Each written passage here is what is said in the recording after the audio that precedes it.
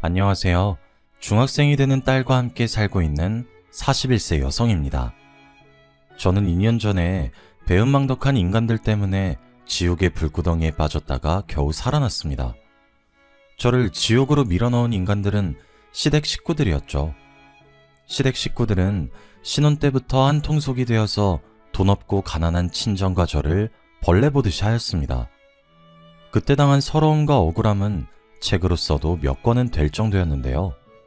그래도 여자로 태어난 업보라고 생각하고 고된 시집살이를 눈물로 참아냈습니다. 시댁 식구들을 가족들이라고 생각하고 시댁이 경제적으로 힘들어졌을 때 시댁을 다시 일으켜 세우려고 했죠. 그런데 그 인간들은 제 뒤통수를 치고 인생을 끝장내려고 했습니다. 소문이라도 내고 싶은 마음에 이 끔찍한 경험을 여러분들에게 들려드리고자 합니다. 저희 집안은 중산층으로 넉넉하진 않지만 크게 돈 걱정은 하지 않으면서 살았습니다.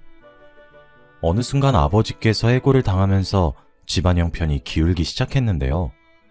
불의를 보면 못 참는 성격 때문에 아버지께서 20년간 다녔던 그 회사에서 잘리신 겁니다. 아버지가 해고를 당한 이유는 회사 고위 임원의 비리를 감사원에 고발했기 때문입니다. 낙하산 인사로 온 총무이사가 회사의 공금을 횡령하기 시작한 것인데요. 그런데 이상한 건 직원들이 그 사실을 알고 있으면서 가만히 있었다는 것입니다. 참다 못한 아버지께서 총무부장을 찾아가서 총무이사의 비리에 대해 이야기했다고 하죠. 그랬더니 총무부장이 하는 말이 아주 가관이었습니다. 이 과장, 그런 건 말해서 뭐 하려고. 원래 그런 거 알고 있어도 말 안 하는 거야. 괜히 쓸데없이 설치지 말고 조용히 있어.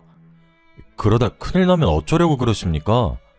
나도 가만히 있는데 이 과장이 왜 나서는 거야? 찍히고 싶어서 작정했어?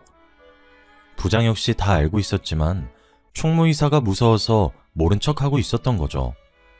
아버지는 몇 달간을 고민하다가 총무이사가 공금횡령을 하고 있다는 증거들을 모아서 감사원에 투서를 넣었습니다.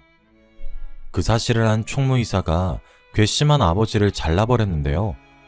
아버지도 모른 척 넘어가려고 했지만 2년 동안 계속해서 크고 작은 비리들이 터졌다고 합니다. 회사를 위해서 결단을 내렸는데 오히려 손가락질을 받게 된 거죠. 그리고 아버지가 모르고 있던 비밀이 하나 더 있었습니다. 공금횡령은 총무이사 혼자만의 비리가 아니었던 건데요. 아버지가 건드린 비리는 다른 임원과 거래처까지 줄줄이 엮여있던 대형 커넥션이었다고 해요. 심지어는 회장까지 연관되어 있었다고 합니다. 회장이 회사 공금을 빼돌리기 위해서 친척을 총무이사 자리에 앉힌 것이었어요. 그래서 누구 하나 건들지 못하고 있었는데 아버지가 건드렸으니 블랙리스트에 오를 수밖에 없었죠. 재취업에 번번이 실패하는 이유를 알아보니 총무이사를 비롯한 다른 임원들이 거래처를 통해서 아버지의 재취업을 원천 봉쇄하고 있었습니다. 6개월 넘게 새로운 직장을 알아보았지만 저희 아버지가 인력사무소를 전전하는 신세가 되어버렸어요. 그러면서 아버지의 성격이 이상하게 변하기 시작했습니다. 갑자기 밥을 먹다가 숟가락을 던지며 엄마에게 소리를 지르기 시작하셨습니다. 당신 왜 그런 눈빛으로 쳐다봐? 내가 우스워? 지금 내가 우습냐고? 아니, 내가 언제 당신을 무시했다고 그래요. 방금 한숨 쉬면서 혀 차는 거 다 봤어. 돈 못 벌어온다고 지금 무시하는 거잖아. 아니에요. 당신이 오해한 거예요. 듣기 싫어. 아휴, 이놈의 집구석. 이젠 마누라랑 자식 새끼까지 날 무시하네. 다정하고 부드러웠던 아버지는 무능한 가장이란 자책감에 엄마 제게 자주 화를 내셨습니다. 어쩔 때는 폭력까지 휘두르셨어요. 그러다가 3년 뒤에 병을 얻어서 세상을 떠나셨는데요.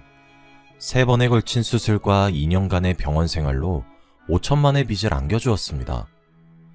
이런 상황에서 제가 할 수 있는 방법은 하나밖에 없었습니다. 고등학교를 졸업하고 직장을 구해서 빚을 갚아나가야만 했죠. 그때 회사에 들어가서 남편을 만나게 된 것입니다.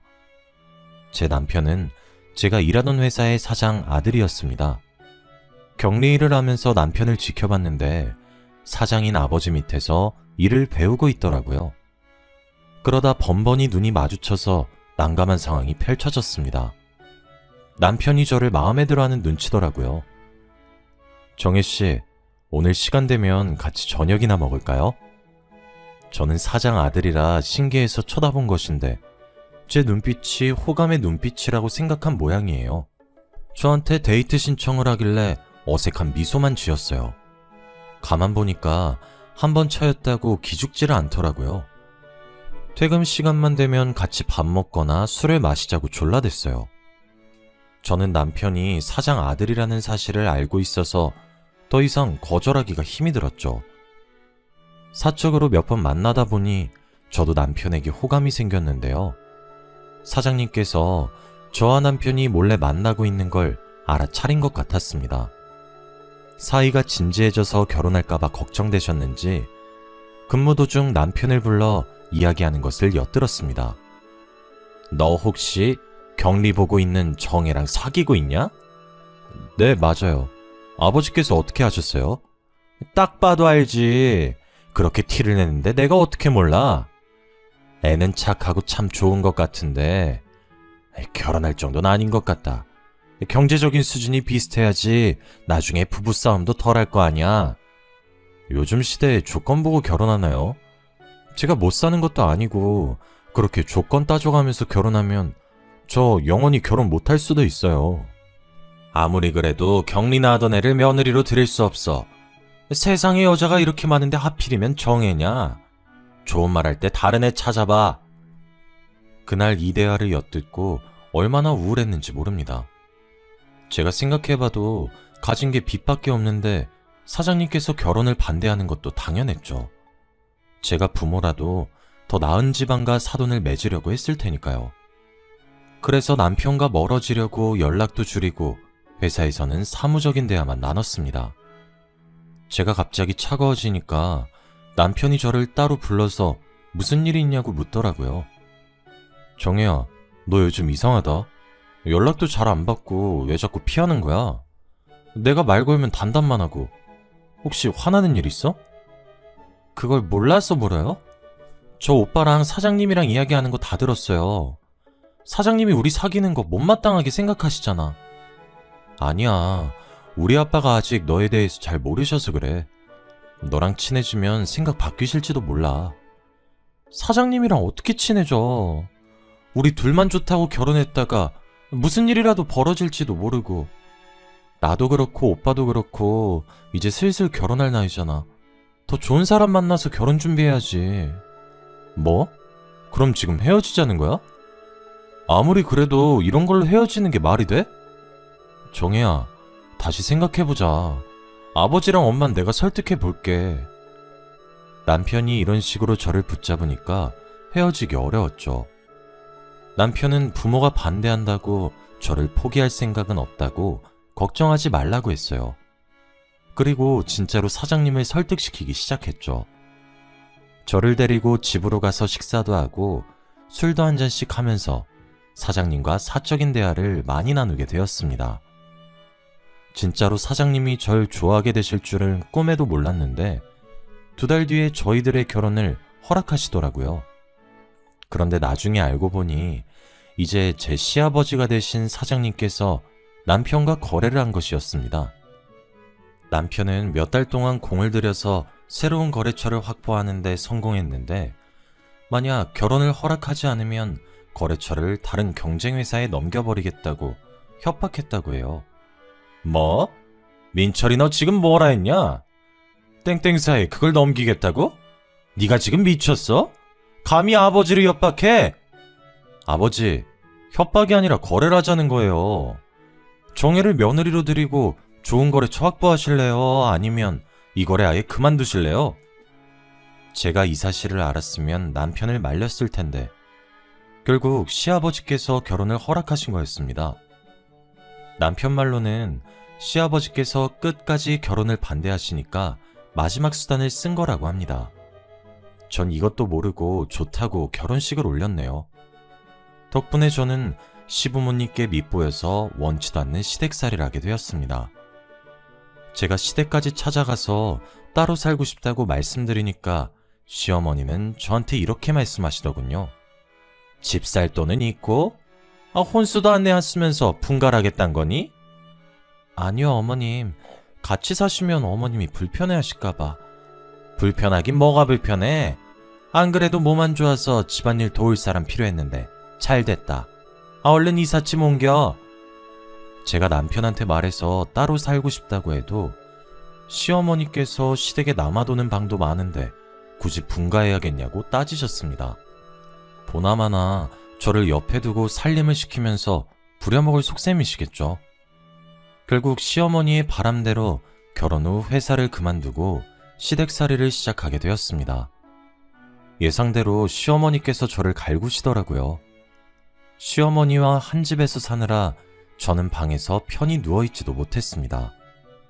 그리고 시어머니만 절 괴롭히는 게 아니었거든요.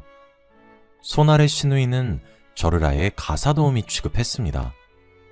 어느 날은 제게 집안일을 시키다 못해 혼을 내기까지 했습니다. 뭐야 이게? 이건 왜 이렇게 한 거야? 언니, 이리 좀 와봐.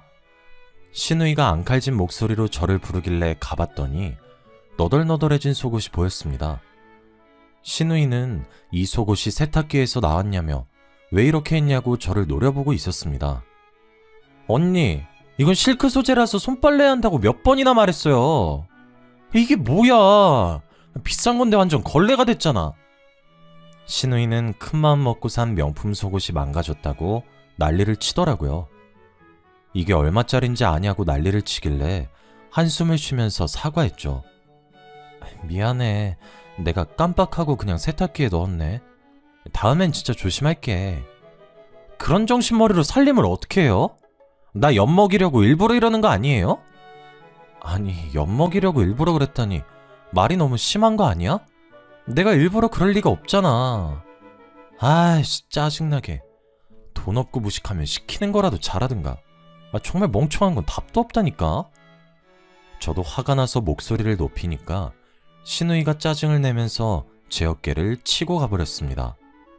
그 모습을 보고 있던 시어머니께서 말리기는커녕 비아냥되기 바빴습니다.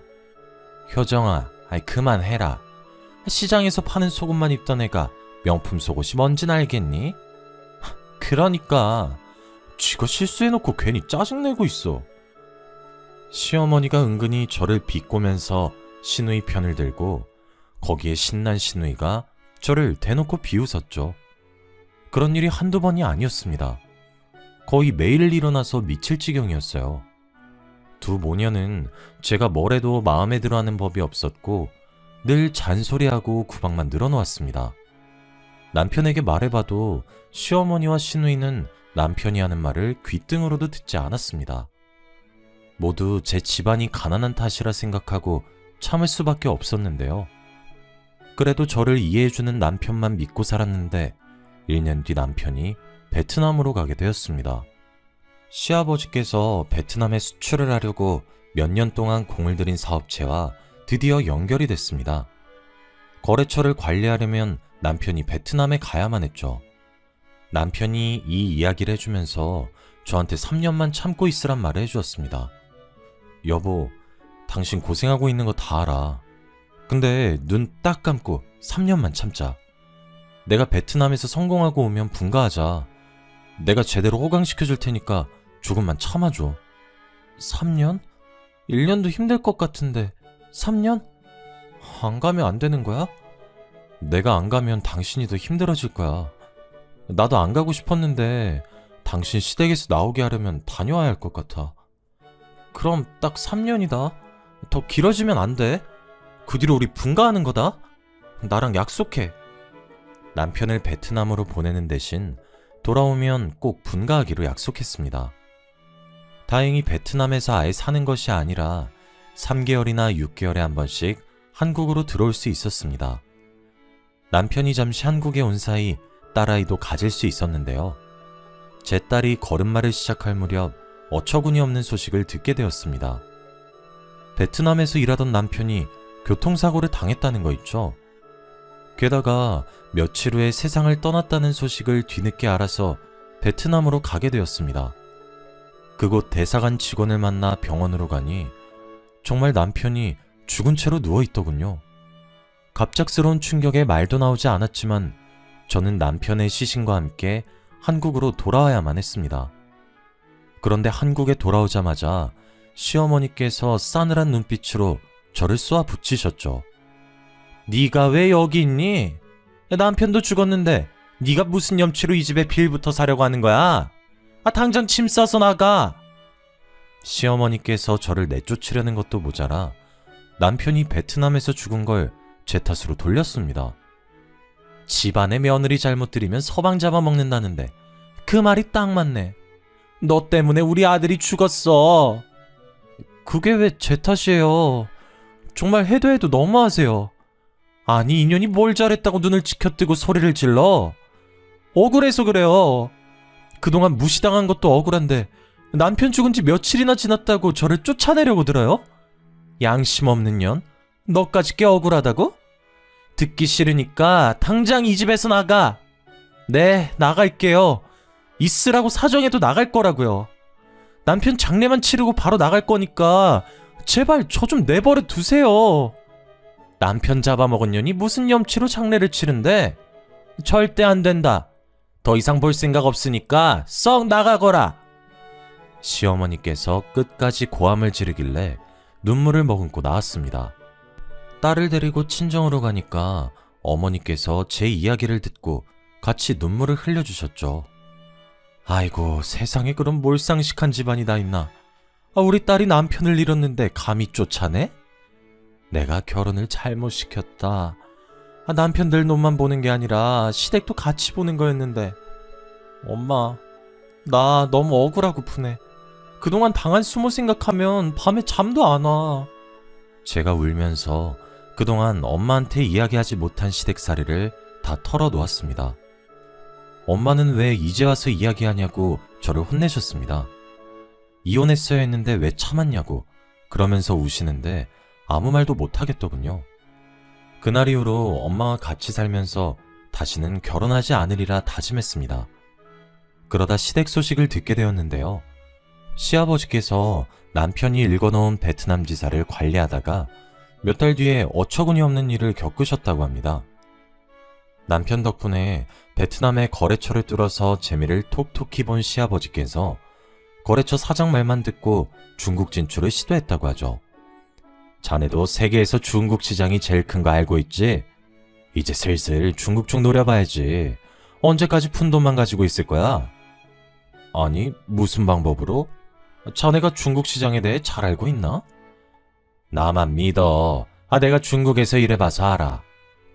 거래처 사장은 중국 시장을 노려보자면서 5억이 넘는 착수금을 요구했고 시아버지께서 제대로 알아보지도 않고 5억이 넘는 돈을 착수금으로 줬다고 하는데요. 거금을 들였으니 얼른 시작하자고 재촉했지만 거래처 사장이 오히려 느긋하게 생각하라고 으름장을 놨다고 해요. 원래 중국이란 나라가 뒷돈이 많이 들어가는 곳이야. 허가 받으려고 해도 여기저기 뒷돈 찔러줘야 하니까 가만히 있어. 너무 나서지 말고 기다리라고. 사업 허가만 나면 중국 시장에 수출할 수 있을 거라고 하더군요. 이미 거래할 고정 거래처까지 만들어뒀다고 호언장담하면서 중국어로 된 여러 가지 서류들을 보여주었습니다.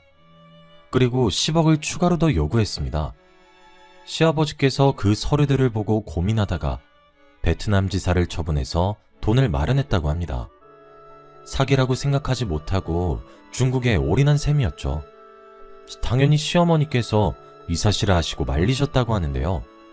여보, 너무 무리하는 거 아니에요? 만약 실패하면 뒷감당 어떻게 하려고 그래요? 걱정하지 마. 조 사장이 누굴 속이고 뒤통수 칠 사람은 아니니까. 이제 통관허가만 나오면 끝난대. 조금만 기다리고 있어. 그 사람이 뭔데 그렇게 믿으시는 거예요? 아무리 생각해도 사기꾼 같은데. 사기꾼은 무슨 사기꾼이야? 아무것도 모르면 가만히 있어. 이런 식으로 걱정을 하는 시어머니에게 도리어 큰 소리를 내셨죠. 하지만 거래처 사장은 이런저런 핑계를 대면서 돈을 여러 번 받아갔다고 해요. 그런데 몇 달 뒤 중국으로 간 거래처 사장이 시아버지에게 뜻밖의 소식을 들려주었습니다. 중국 지사를 내러 비행기를 탄 것이 아니라 아버지 돈을 가지고 튀어버렸던 사실을 알려준 거죠. 자기가 속았다는 사실을 알게 된 시아버지께서 순식간에 도박에 빠지셨습니다. 몇 시간 만에 일확천금을 얻을 수 있다는 도박꾼 말에 넘어가 마카오에 있는 카지노까지 가게 되었거든요. 처음에는 소액으로 시작했지만 잃은 돈을 만회하기 위해서 점점 더 큰 액수를 베팅했다가 큰 사단이 나고 말았습니다. 회사의 공금까지 곶감 빼먹듯이 쓰다가 회사가 거덜나기 일보 직전인 상황에 몰렸다고 합니다. 덕분에 시아버지께서 15억이 넘는 빚을 지게 되었습니다. 결국 마카오에서 한국으로 돌아온 시아버지께서 이 사실을 고백하니까 시어머니께서 쓰러지실 뻔했죠. 아이고, 이젠 망했네. 어쩌면 좋아. 빚이 15억이라는데 어쩌면 좋아.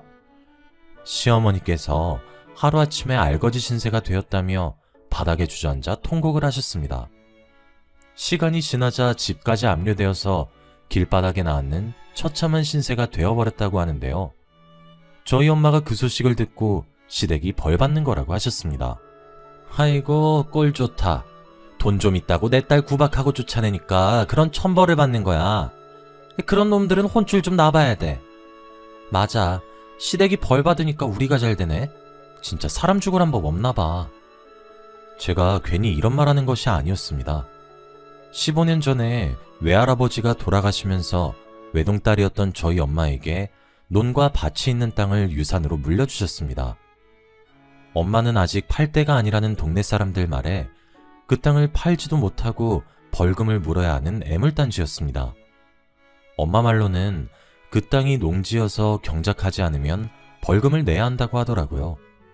결국 농사지을 형편이 안 돼서 벌금을 피하려고 마을 사람들에게 소작을 주었다고 하죠. 그런데 15년 뒤에 그 일대에 대규모 신도시가 들어서면서 엄마가 돈방석에 오르게 된 것입니다. 저도 모르고 있었던 사실을 어떻게 알았는지 시아버지께서 엄마에게 연락해 아양을 떨었다고 합니다. 저는 이 사실을 엄마를 통해 모두 다 전해 들었고요. 엄마도 글쎄 시아버지께서 도와달라고 아양을 떨면서 들은 말이라고 하더라고요. 안사돈, 소문 들었어요. 가지고 있던 땅이 대박났다면서요. 정말 축하드려요. 쥐구멍에도 벼뜰 날이 있다더니 이젠 갑부가 되셨네요. 뭘요. 남편 잃고 혼자 사는 과부를 하늘이 딱하게 여기신 거죠. 딱하게 여기긴요. 딱한 사람은 따로 있는데. 네? 무슨 일 있으셨어요? 제가 하던 사업이 갑자기 힘들어졌어요. 그래서 조금만 도와주신다면 죽어도 잊지 않겠습니다. 그러면서 자기가 어떻게 사기를 당했고 사업을 망하게 되었는지 이야기해 주었다고 해요. 자기가 사기당하고 자기가 도박에 빠졌으면서 도와달라고 요청하는 시아버지가 무척이나 염치 없어 보였죠. 저희 엄마도 어이없어 하면서 딱 잘라 말했어요. 뭐? 저보고 도와달라고요? 저기요, 이것 보세요. 제 딸 남편 잡아먹은 년이라고 쫓아낼 땐 언제고 이젠 도와달라고요? 어림없는 소리 하지 마세요. 안사돈, 그때 일은 제가 사과드릴게요. 그리고 그냥 도와달라는 거 아닙니다. 회사를 전부 새애기한테 줄 생각입니다. 지금 우리 딸한테 회사 넘겨준다고 하셨어요? 시아버지께서 힘들어도 너무 힘들었나 봅니다. 갑자기 저한테 회사를 준다고 하길래 잘못 들었나 귀를 의심했습니다. 만약 엄마가 가진 돈으로 회사가 부도이기를 면하고 다시 살아난다면 그 회사를 제게 넘기겠다는 겁니다. 제 말 못 믿으시겠다면 변호사 앞에서 각서 써드릴게요. 제발 부탁드립니다. 저 이러다 망합니다. 하지만 아버님, 저는 회사 운영해 본 적도 없고 아무것도 모르는데 무작정 주시겠다고 하면 안 되죠. 그런 건 걱정하지 마라. 내가 옆에서 도와줄 테니 천천히 배우기만 하면 돼. 지금 후계자 자리를 저한테 주시려고요? 신우인 어쩌고요? 내 딸은 후계자감 아니라는 거 진작부터 알고 있었다. 그러니 너한테 이러는 거 아니냐? 그러면서 시아버지께서 투자 명목으로 도움을 주면 매달마다 투자금 외에 지분을 주겠다고 약속했어요. 다시는 시댁 식구들을 보지 않겠다고 다짐했는데 엎드려서 비는 시아버지 모습을 보자 측은한 마음이 생기더라고요. 오죽했으면 거의 남이나 다름없는 며느리한테 와서 이러는 걸까요? 게다가 시아버지가 말하는 조건도 나쁘지 않으니 10억이 넘는 토지 보상금을 투자금으로 주기로 했어요. 원래는 그 돈으로 노후 대책을 하려고 했는데 의논 끝에 시아버지의 제안을 받아들이기로 한 거죠. 당연히 저도 갑작스러운 제안을 받아들인 게 걱정되긴 했습니다. 엄마한테 이래도 되는 거냐고 물어보니까 무작정 오케이 한 것이 아니라서 생각이 있어서 승낙한 거라고 하셨습니다.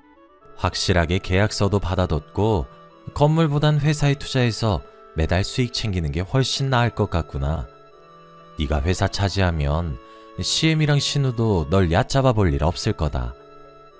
엄마가 며칠 뒤에 계약서대로 시아버지께 10억을 투자했습니다.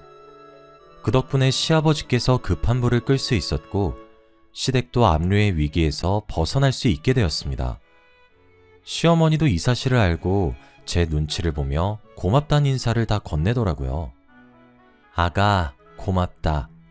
그동안 내가 너한테 모질게 굴었던 거 용서해다오. 내가 그동안 생각이 짧았던 것 같다.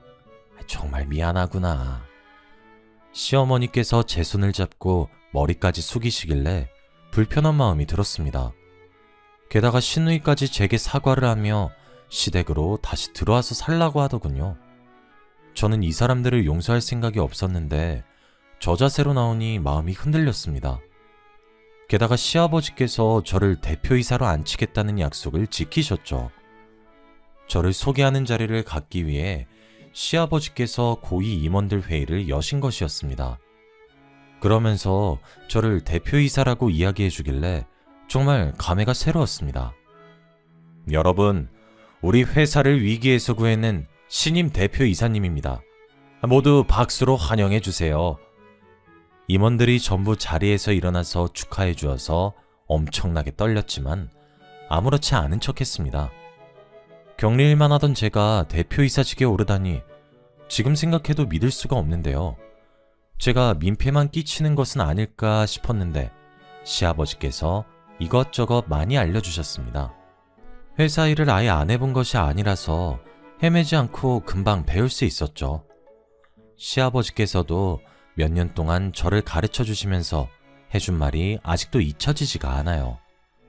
아가, 내가 옆에 있으니까 아무 걱정할 것 없다. 아직은 실무 경험이 없으니까 차근차근 하나씩 배워가면 된다. 처음에는 하루 종일 자리만 지키고 앉아있다가 시아버지나 임원들이 가지고 오는 결제 서류에 형식적으로 사인만 해주었습니다. 하지만 2년, 3년, 4년이 지나가니 저도 알아가는 게 많아지고 있습니다. 시아버지의 도움을 안 받는다고는 할 수 없지만 대표이사직을 무사히 해내고 있습니다. 엄마도 투자에 대한 지분으로 매달 수익이 통장에 입금되고 있다고 하니까요. 걱정할 거리가 점차 사라져가고 있다고 말씀하시더라고요. 아이고, 내 팔자의 걱정은 무슨 사치다, 사치. 요즘 세상에 가만히 앉아있어도 매달 돈이 저절로 들어오다니 이런 게 바로 신선노름 아니겠니? 이러다 돈 가지고 도망가는 게 아닐까.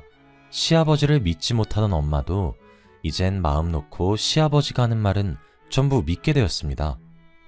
저도 아버님을 믿게 되면서 사이도 돈독해져 갔죠. 아버님께서 퇴근하더라도 회사 생활을 하면서 애로사항은 없는지 늘 확인하고 가셨습니다. 오늘은 어땠냐? 사장 자리에 앉아보니 힘들지 않아? 아니에요. 아버님이 도와주시니까 편하게 배우고 있어요. 아버님이 언제까지 도와주실 수 없으니 저도 하루빨리 제 몫을 해나가야죠. 부담 갖지 말게. 안 사돈 아니었으면 난 벌써 알거지에 노숙자 신세가 되었을 거야. 이렇게 이야기하다 보니 시아버지의 말과 태도가 확실히 달라진 게 보였죠. 저도 점차 아버님을 신뢰할 무렵 시아버지께서 새로운 사업을 추진하겠다고 제게 사인을 하라고 요구했어요. 새로운 사업이라면 어떤 건가요? 제가 묻자 시아버지께서 다른 임원들을 쳐다보면서 미소만 짓고 계셨습니다. 그때 기획이사가 대신 나서서 이야기해 주었는데요. 사업 다각화를 위해서 회사의 판매망을 확장하는 사업인데 길게 설명드리자면 어려울 테니까 지사를 몇 개 더 만드는 거라고 생각하시면 됩니다. 네, 알겠습니다. 기획이사는 길고 장황하게 설명하려다가 사업에 대해서 잘 모르는 저를 위해서 간단하게 설명해 주었습니다. 저는 그래서 서류에 사인만 해주었죠. 그런데 얼마 뒤 기획팀장이 심각한 표정으로 저를 찾아왔습니다. 저 사장님, 중요하게 드릴 말씀이 있습니다. 뭔데요? 말씀하세요. 기획팀장이 무언가 말하려다가 주위를 살피더니 쪽지를 건네주면서 속삭이더라고요. 여기서는 곤란합니다. 도청장치가 있거든요. 도청장치라니. 깜짝 놀라서 책상 밑이나 의자 밑을 살펴보았습니다. 그런데 제 눈에는 아무것도 보이지 않더군요. 기획팀장이 준 쪽지에는 퇴근 후에 땡땡 카페로 오라는 말만 적혀 있었습니다. 그래서 그 카페로 갔더니 입구에서부터 기획팀장이 보이더군요. 제가 아는 체를 하니 기획팀장이 부들부들 떨며 말없이 커피만 마셨습니다. 무슨 말을 하려고 저러나 어서 말해달라고 재촉했더니 기획팀장이 믿을 수 없는 말을 내뱉었습니다. 사장님, 뒤에서 다 들었습니다. 전임 사장님 며느리 되신다면서요? 지금 전임 사장님하고 임원들의 농간에 노란하고 있다고요. 그냥 있다가는 감옥에 가게 될 겁니다. 기획팀장은 아무것도 모르는 사람한테 이럴 수 없다며 잔뜩 흥분한 채 목소리를 높였습니다. 제가 놀라서 어리둥절해 있자 기획팀장님이 차분하게 모든 상황을 설명해 주었는데요. 시아버지께서 저를 바지 사장으로 앉혀놓고 이용하고 있다는 충격적인 말을 꺼내더군요. 아버님께서 임원들과 한통속이 되어서 회사 공금을 야금야금 빼돌리고 있었는데 이제 곧 회사에 있는 자금을 전부 빼돌릴 거라고 합니다. 그리고 고의로 부도를 낼 거라고 하더군요. 제가 믿을 수 없다고 하니까 기획팀장이 더한 말을 해주었습니다. 아직 놀라기엔 일러요. 그 인간은 저번에도 회사를 말아먹은 전적이 있으니까요. 도박에 빠진 놈을 믿는 것 자체가 미친 짓입니다. 시아버지께서 도박 맛을 잊지 못해 아직까지 카지노를 오가고 있다고 해요. 예전에도 해외 출장을 다니면서 카지노에 가려고 회사 공금에 돈을 댔다가 수습하기 힘든 지경에 이르자 동업자에게 뒤집어 씌웠다고 합니다. 이번에는 제가 그 타겟이 된 거고요. 저희 엄마가 돈방석에 앉았다는 소문을 듣고 저희 모녀를 이용하려고 끌어들인 겁니다. 그러면서 얼마 전에 사인한 서류를 언급하더군요. 사장님께서 사인한 서류는 회사를 고의로 부도내는데 이용할 겁니다. 투자자들이 사장님을 고발하게끔 할 게 뻔해요. 시아버지와 임원들이 돈을 챙겨서 도망을 가면 바지 사장인 저는 꼼짝없이 법적인 책임을 지게 되는 거죠. 왜 굳이 아무것도 모르는 저를 대표이사직에 앉히나 싶었습니다. 아직도 아버님을 믿은 게 후회가 되네요. 세상에 누가 투자금 줬다고 회사 대표이사 자리를 내어줄까요? 시아버지를 믿은 제가 너무 바보같이 느껴졌습니다. 그래서 제가 이 사실을 알려준 기획팀장에게 소리를 지르고 말았습니다. 말도 안 돼요. 제가 그 말을 믿으라고요? 입 닫고 모른 척할 수 있는 일이었는데 왜 말해준 거죠? 제 친한 친구도 당했습니다. 민철이 녀석도 몇십 년 동안 이 회사 다니며 모든 걸 내걸었는데 아무렇지 않게 사기를 치더라고요. 그냥 모른 척 할 수도 있지만 자꾸 민철이 녀석이 생각나서 그냥 두고 볼 수만은 없었어요. 큰일이 나기 전에 빨리 손 쓰셔야 합니다. 믿기지 않으면 직접 보라며 기획팀장이 자기가 모은 증거 자료들을 제게 주고 자리에서 떠나버렸습니다. 그래서 저는 바로 경찰서를 찾아갔죠. 형사들과 함께 시아버지를 찾아갔더니 아무것도 모르고 임원들과 회의를 하고 있더군요. 형사가 아버님 손목에 수갑을 채워버리자 아버님께서 소리를 지르셨습니다. 당신 뭐야? 왜 나한테 수갑을 채우는데? 뭐? 네가 신고를 했다고? 아가, 이게 무슨 짓이냐? 네가 뭘 단단히 오해하고 있는 모양인데 난 아무것도 안 했다. 일단 수갑 풀고 이야기 좀 나누자. 끝까지 오리발 내밀 셈이세요? 당신이 회사 돈 챙기고 도망가려고 했잖아. 형사님, 전 이분이랑 이야기할 생각 없으니까 빨리 경찰서로 데려가 주세요. 형사가 아버님을 데려가자 어이없는 일들이 드러나기 시작했습니다. 시어머니도 시아버지의 계획을 알고 있었지만 일부러 숨기고 있었던 거였어요. 그 사실을 알고 엄마가 시댁을 찾아가 난리를 피우셨습니다. 다짜고짜 물건을 집어던지다 못해 시어머니의 뺨을 갈겨버렸죠. 네가 미쳐도 제대로 미쳤구나. 돈에 미쳐서 며느리를 감옥에 보내려고 해? 네 년도 감옥에 들어가야 해. 두고 봐. 내가 꼭 감옥에 넣어줄 테니까. 시어머니랑 시누이는 엄마가 진짜로 고소를 할 줄은 몰랐나 봐요. 코웃음을 치며 저희를 내쫓더니 엄마가 변호사를 선임해서 회사에 넣었던 투자금을 모두 돌려받는 소송을 하자 태도가 바뀌었죠. 엄마가 시댁의 재산을 압류하는 과정에서 집까지 압류하게 만들었거든요. 시어머니와 시누이가 그제야 집으로 찾아와 울면서 빌었습니다. 세아가, 내가 잘못했다. 너희 엄마가 그러던데 네가 용서해주면 소송 철회한다고 하더라.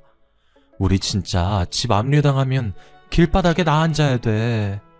우리 애정을 생각해서라도 집만은 돌려다오. 제발 부탁한다. 언니, 나 곧 결혼한단 말이야. 그런데 집이 압류된다니. 언니, 나 좀 살려줘. 시키는 건 뭐든지 다 할게. 잘못은 아버지가 했지 내가 한 게 아니잖아. 뭐? 네가 정말 잘못한 게 없는 것 같아? 비싼 속옷 망가졌다고 나한테 하던 짓은 기억 안 나는 모양이구나. 난 너한테 할 말 없어. 뭐든지 다 한다고 했으니까 여기서 당장 나가든지 해. 얘야, 내가 잘못했다. 이렇게 빌게. 언니, 내가 못된 년이라 그랬어. 반성할게. 반성할 테니까 제발.